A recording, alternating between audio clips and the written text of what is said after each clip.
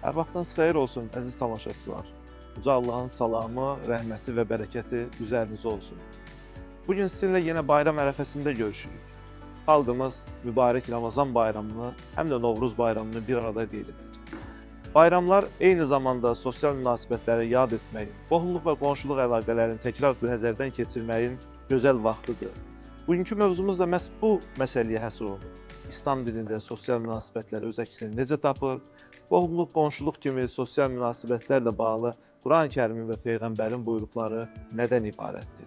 Həmsöhbətim Bakı İlahiyyat Kollecinin direktor müavini, fəlsəfə üzrə fəlsəfə doktoru Faiq Əhmədzadədir. Faiq müəllim, sizinlə bu dəfə gözəl bir vaxtda görüşürük. İki bayramın qovuşduğu bir dönəmdə bayramların həyatımızda, insanların ictimai həyatında böyük rolu var. İnsanları bir araya gətirmək, onların həmrəyliyini təmin etmək. Bu bayram ərəfəsində məhz sizinlə danışmaq istədiyimiz mövzu da İslamın insanlar arasındakı ictimai münasibətlərin tənzimlənməsində hansı töhfələr verdiyi ilə bağlıdır. İslam dini cəmiyyət arasında sosial münasibətlərin inkişafı barəsində insanları nə şəkildə təşviq eləyir? Bununla bağlı Quran-Kərim ayələrində və ya Peyğəmbərin hədislərində hansı buyruqlar önə çıxır? İslam dini sadəcə ibadətdən ibarət deyildir. İslam dini həm də insanlar arası münasibətə xüsusilə fikir verən bir dindir. Məscidlərin tarix boyu yerləri, olduqları, tikildikləri məkanlar ətrafında ya bazarlar olurdu, ya məktəblər, universitetlər, mədrəsələr olurdu, ya xəstəxanalar olurdu. Bu da o deməkdir ki, insanlar Allaha aid olan ibadətlə yanaşı, eyni zamanda insanlar arası əlaqələri də düzəltməli idilər. Və İslam dini insanlar arası sosial münasibətləri müəyyən əxlaqi prinsiplər içərisində, çərçivəsində əhəmiyyətli görür.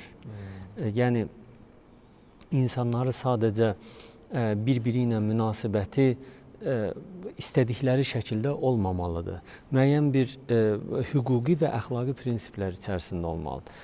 Bunlara hansı prinsiplər daxildir? Bir neçəsini sadalayayım qısaca. Birincisi ədalət prinsipidir. Quran-Kərimin ən çox üzərində durduğu prinsiplərdən biri ədalət prinsipidir. Nisa surəsinin 135-ci ayəsində qeyd olunur ki, Əstəizu billah, ya eyyuhəl-ləzīnə əmənu, ey iman edənlər, kunu qavvaminə bil-qisti, şuhədəə lillahi. Allah üçün şahid olaraq bir-birinizə ədalətli davranın. Ədalətli olun, ədalətli olmağı qoruyun. Nəhl surəsi 90-cı ayədə məşhur cümə namazlarında oxunan ayədir bu. Əstəizu billah, İnnəlləhə yə'muru bil-ədli vəl-ihsəni və itəyi zil-qurbə. Allah yaxşılığı əmr etmişdir, ədaləti əmr etmişdir. Öncə burada bil-ədli, ədalət sözünü, yəni tarazlıq, insanlar arası münasibətdəki tarazlığı ön plana çəkir. İkinci olaraq bərabərlik və insan ləyaqəti ön plandadır. Yəni insanlara dəyər vermək, insanları olduğu kimi qəbul etmək, insanların müsbət tərəflərini ön plana çəkmək, onları ləyaqətli kimi görməyə gətirib çıxarır. Buna da bir ayə gətirmək istəyirəm. Məsələn, Hucurat surəsində qeyd olunur ki, ey insanlar, normalda digər ayələrdə ey iman edənlər qeyd olunur. Burada ey insanlar deyə qeyd olunur. Çünki hər kəsə aiddir. Bəli. Biz sizi bir kişi və bir qadından yaratdıq ki, bir-birinizi tanıyasınız deyə. Qəbilələrə böldük, bir-birinizi tanıyasınız deyə. Yəni, bir insanın hansısa qəbilədə, hansısa millətdən, xalqdan olması o demək deyil ki, o üstündür və ya aşağıdır. Sizin Allah nəzdindəki ən üstün olanınız, ən təqvalı olanınızdır. Təqva üzərindən insanların birliyini, bərabərliyini ortaya qoyur. Üçüncü, qardaşlıq və həmrəylik. Ən çox günümüzdə ehtiyac duyulan sosial münasibət. Quran-ı Kərimdə Hucurat surəsində 10-cu ayədə İnnəməl mu'minunə ixvatun, bütün möminlər qardaşdır. Fəəslihu beynə əxavaykum, qardaşlarınızın arasını düzəldin, islah edin deyə. Bu bizi daha çox insanlar arası münasibətin sıx və əlaqəli olmasına gətirir. Və Hucurat surəsi insanlar arası münasibətlər üçün sanki ən gözəl sözləri ortaya qoyan ayədir. Burada etik davranışlara da diqqət olunur. Bir-biriniz haqqında suizən etməyin, pis şeylər fikirləşməyin, qeybət etməyin, pis şeylər deməyin bir-biriniz haqqında və bir-birinizin gizlilərini axtarıb ortaya çıxartmayın. Bu onu göstərir ki, bugün ən həssas nöqtələrdən biri insanlarda bu üç məsələdir ki, Hucurat surəsində qeyd olunur və insanlar bu məsələlər üzərində özləri əxlaqi prinsipləri özlərinə bir qayda kimi götürsələr və münasibətləri bu çərçivə üzərindən qursalar, dünya çox gözəlləşər.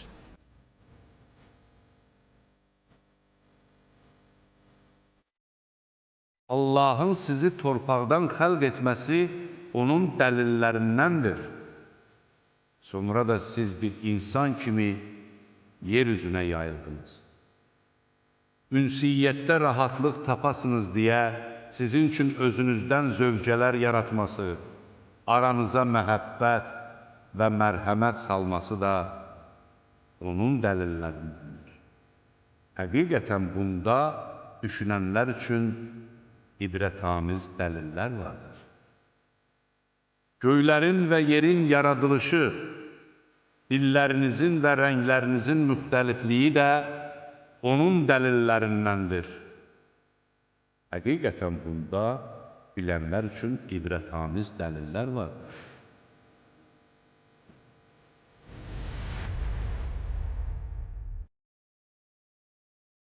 Birincisi ədalət, ikincisi ləyaqət, üçüncüsü qardaşlıq və həmrəylik. Bu üç prinsip əsasında cəmiyyət bir-biri ilə ünsiyyət qurarsa, bu sosial münasibətlər faydalı hala çevrilə bilər.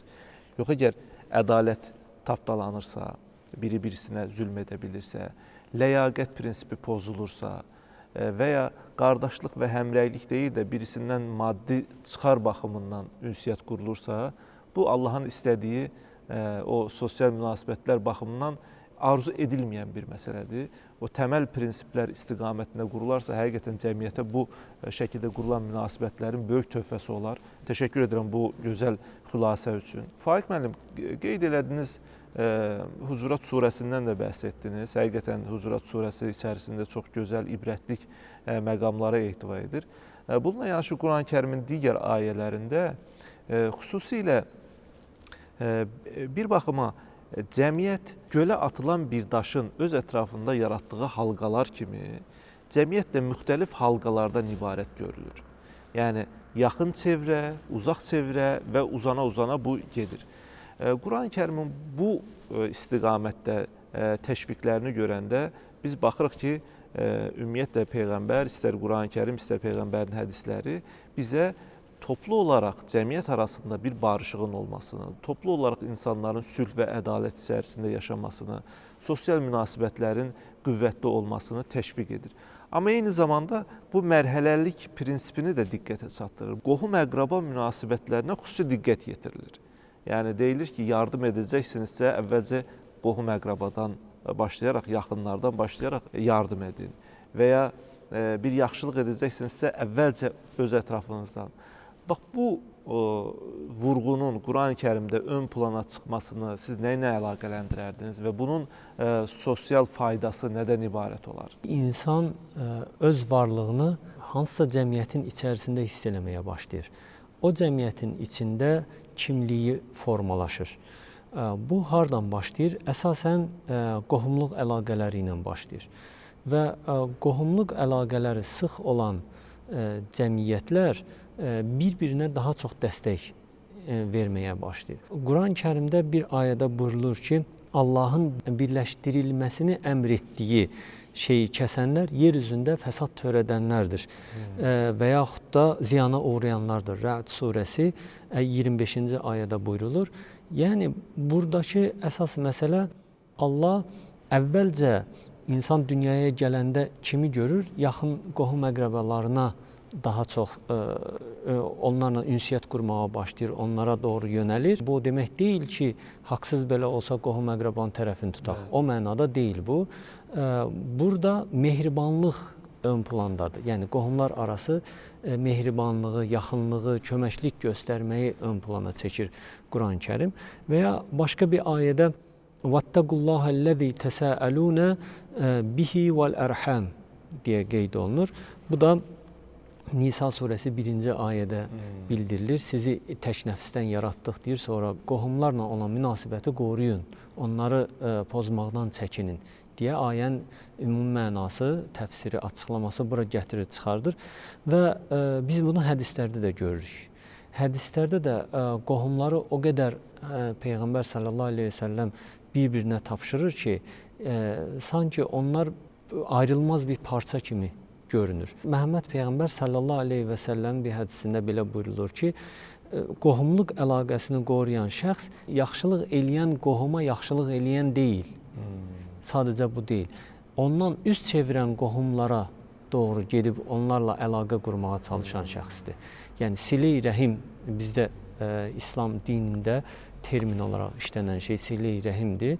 Sile-i rəhim sadəcə mənə yaxşılıq elədi qohum, hansısa qohum, ona mən də yaxşılıq eləyim, qarşılığını verim mənasında deyil. Və yaxud da qohumluq əlaqələri bugün cəmiyyətimizdə çox sarsılan ailə bağlarının möhkəmləndirilməsi üçün mühümdür. Ailə bağları güclənir, nəsillər arasında münasibətlər qorunur və uşaqlar sağlam mühitdə böyüyür. Bilirik ki, əgər qohumlar bir-biri ilə mehriban olarsa, uşaqlar o mehribanlıq şəraitində böyüyür, sevgi şəraitində böyüyür və digərlərinə də o sevgini verməyə başlayır. Müasir zamanda sosial münasibətlərin həddindən artıq zəiflədiyini görmək mümkündür. Yəni, insanların həyatında fərdləşmə ön plandadır. İnsanlar heç bir kəsə ehtiyac duymadan, heç bir kəsə yönəlmədən yaşamağı bir uğur, bir həyatın ən böyük bacarığı kimi təqdim edirlər. Bu da get-gedə sosial münasibətlərin zəifləməsinə səbəb olur. Və nəticədə insanlarda bir yalnızlıq duyğusu, bir tərk edilmiş duyğusuna gətirib çıxara bilir. Nəticə itibarilə bəzən elə an gəlir ki, artıq bu sosial münasibətlər içərisində özünü fərdiləşdirən, kənara çəkən insanlar müəyyən depressiyalarla, müəyyən mənəvi sıxıntılarla qarşılaşa bilirlər. Bax, istərdim bu mövzuda fikirlərinizi alım. Bu əlaqələrin qurulması insanın mənəvi ab-havasının yaxşılaşmasına, onun mənəvi dünyasının sağlam, depressiyadan, xəstəlikdən, iztirabdan uzaq qalmasına hansı töhfələr verə bilər? İmamlardan da gələn hədislərə baxanda o qohumluq əlaqələri və sosial münasibətlərlə bağlı görürük ki, orada qohumlara xoş davranmağı şəhərlərin abadlaşması ilə qarşılaşdırır. Qohumlara deyir, xoş davranın, şəhərlər abadlaşar. Qonşulara xoş davranın, şəhərlər abadlaşar. Və yaxud da fitnə fəsad ortadan qalxar deyə bu şəkildə açıqlanan hədislərə rast gəlinir. Bu da onu göstərir ki, əslində hardan başlayır insan? Əvvəlcə yaxınlığında olan şəxslərdən, qonşulardan, qohumlardan və yaxud da bərabər işlədiyi insanlardan başlayır, onlarla olan münasibətindən başlayır. Biz bu gün işə gediriksə, işə gedəndə və yaxud da evə qayıdanda bir qonşunun gülər üzlə salamlaşmasını görəndə əhval-ruhiyyəmiz düzəlir və ya o işdəki yorğunluğumuz, stresimiz aradan qalxır.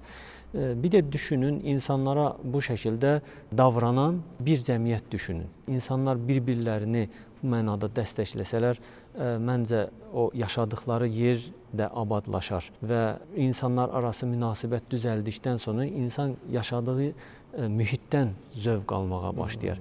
Məhəmməd Peyğəmbər sallallahu əleyhi və səlləmin bir hədisi var. Möminin möminə gülümsəməsi sədəqədir. Bu sədəqə verir mənasına gəlmir.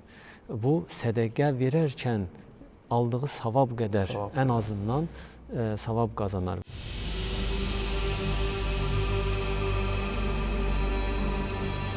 De ki, əgər atalarınız, oğullarınız, qardaşlarınız, zövcələriniz, yaxın qohumlarınız, qazandığınız mallar iflasa uğramasından qorxduğunuz alış-verişiniz və bəyəndiyiniz məskənlər sizə Allahdan, onun elçisindən və onun yolunda cihaddan daha əzizdirsə, Allah öz əmri ilə gəlincəyə qədər gözləyin. Allah günahkarları doğru yola yönəltməz.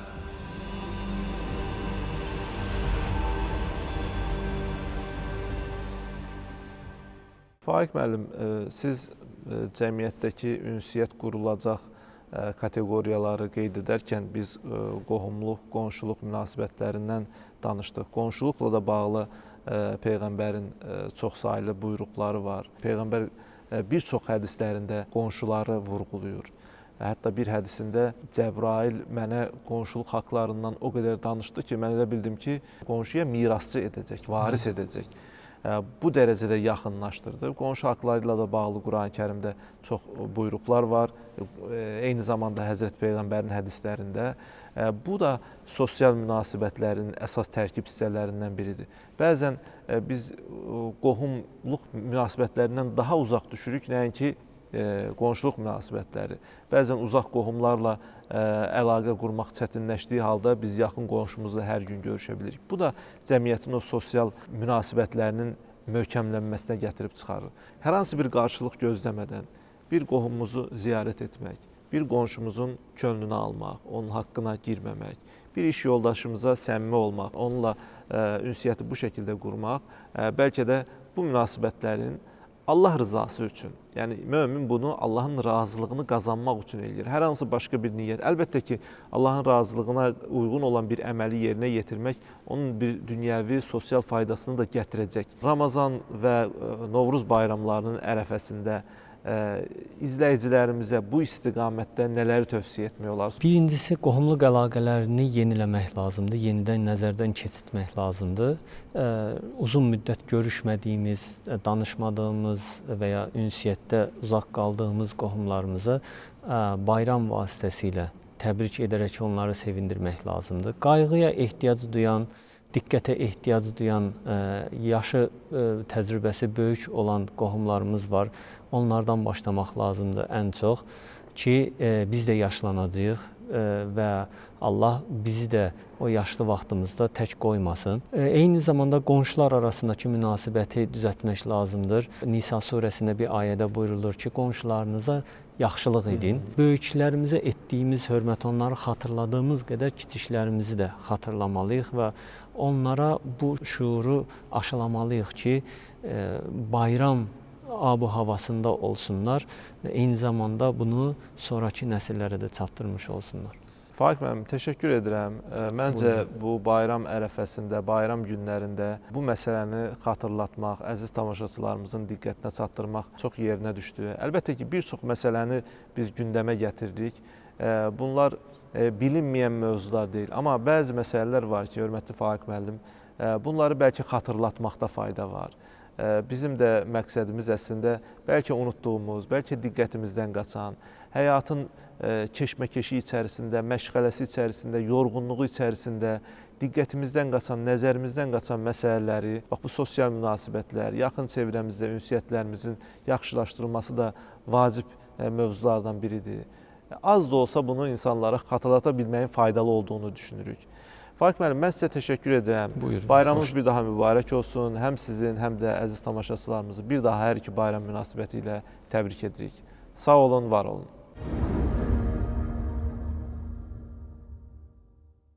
Dəyərli tamaşaçılar, bununla da verilişimiz başa çatır. Gələn həftə yenidən görüşmək ümidi ilə sağ olun, salamat qalın.